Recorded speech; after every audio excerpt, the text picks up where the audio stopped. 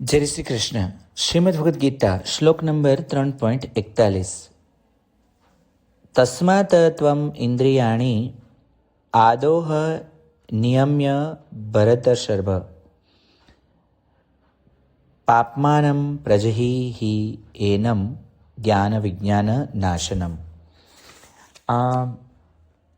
ભગવાન કહે છે કે હે ભરતવંશીઓમાં શ્રેષ્ઠ. અહીંયા અર્જુનને સમજાવે છે કે તું ભરતવંશીઓમાં શ્રેષ્ઠ રાજા છો. ત્યારે કહે છે કે તું પહેલાં ઇન્દ્રિયોને વશમાં કરી જ્ઞાન અને વિજ્ઞાનનો નાશ કરનાર આ મહાન પાપી કામને જરૂર બળપૂર્વક હણી નાખ. અહીંયા ભગવાન ઇન્દ્રિયોને વશમાં કરી અને કામને મારવાની આજ્ઞા કરે છે. ભગવાન કહે છે કે શત્રુ ક્યાં રહે છે તે તું જાણી ગયો. હવે લડાઈ કેવી રીતે કરવી એ પણ સાંભળ.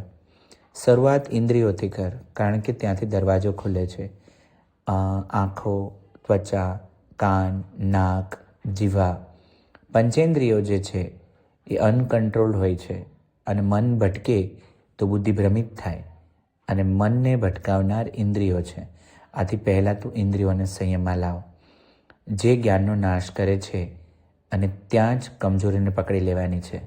એટલે આત્મવિજયની શરૂઆત ઇન્દ્રિય સંયમથી થાય છે.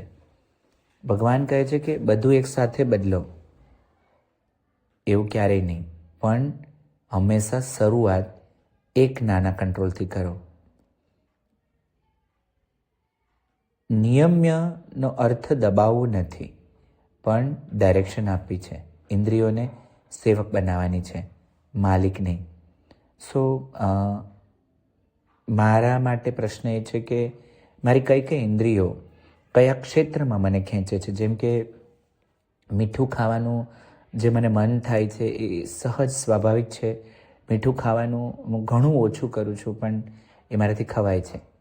સેમ મને હંમેશા અમુક પસંદીદા કલર હોય તે એ કલરની કોઈ પણ વસ્તુ હોય તો ત્યાં મારી આંખો જાય છે, રાઈટ. એવી રીતે અમુક સુગંધો મને પસંદ છે, એવી રીતે અમુક સ્પર્શ મને પસંદ છે. તો હવે હું ત્યાંથી જાગૃત થઈશ. એટલે એક કામ કરીએ કે આપણે કોઈક એક ઇન્દ્રિયને પકડીએ, આંખ, નાક, જીભ અથવા તો સ્પર્શ કે સાંભળવું કે કંઈ પણ, અને ત્યાંથી આત્મવિજયની શરૂઆત કેવી રીતે કરી શકાય એના માટેની જાગૃતિ રાખીએ. Thank you.